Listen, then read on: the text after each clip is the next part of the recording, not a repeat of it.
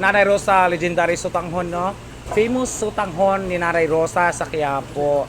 Ito yung mga nagtatrabaho dito. O mayroon ka gusto i-shout out, dali. Sino gusto mo i-shout out sa vlog ko? Dali na, mag-shout out ka na para mapanood sa inyo. Ay wala. Shout out po dyan sa Pangasinan. Ay, ano ka? Taga Sa summit kayo namin. Ilocano ang tawag din, di ba? Ilocano. Panggalatok. Masarap pagluto ang mga Ilocano, Si Nanay Rosa ba yung owner nito? Ilocana? Ay, hindi. Masarap din magluto. Kaya pala ganito. Pinagsama ang mga trabahador at saka may-ari, Kapampangan at saka Ilocano. Kaya masarap, di ba, te? Ikaw din, te?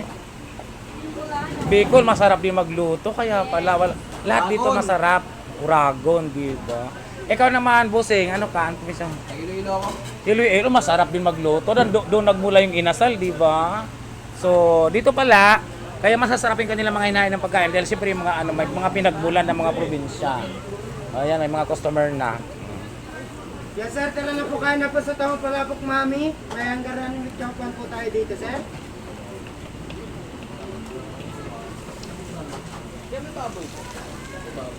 Baboy tas baka mo, mix. Hindi ano. Walang baboy. Ito ano baboy? Walang baboy. Gusto niya siguro plain lang. Tayo bossing ha? Kahit yung sabaw natin bossing pork yan. Eh yung sabaw natin, pinaglagaan. Sabaw niya, ang pinaglagaan ng pork saka beef. So, walang yung customer pag ayaw ng pork. Walang sabaw lang ng beef.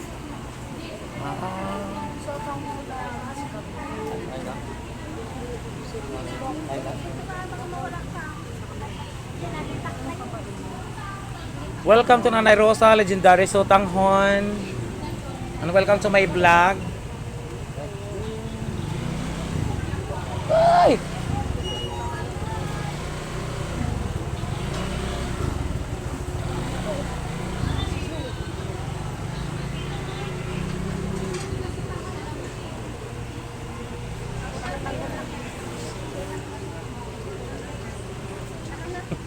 Ang init.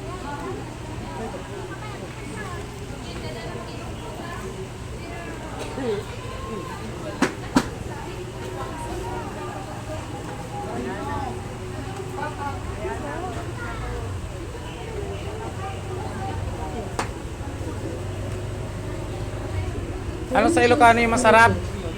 Ano sa Ilocano ang masarap? Masamit? Masamit. Manyaman sa Kapampangan. No, yung masarap. Manyaman. Manyaman sa Kapampangan. Sa Kapampangan, manyaman. Sa Ilocano pala, masamit. Ano nga ba yun sa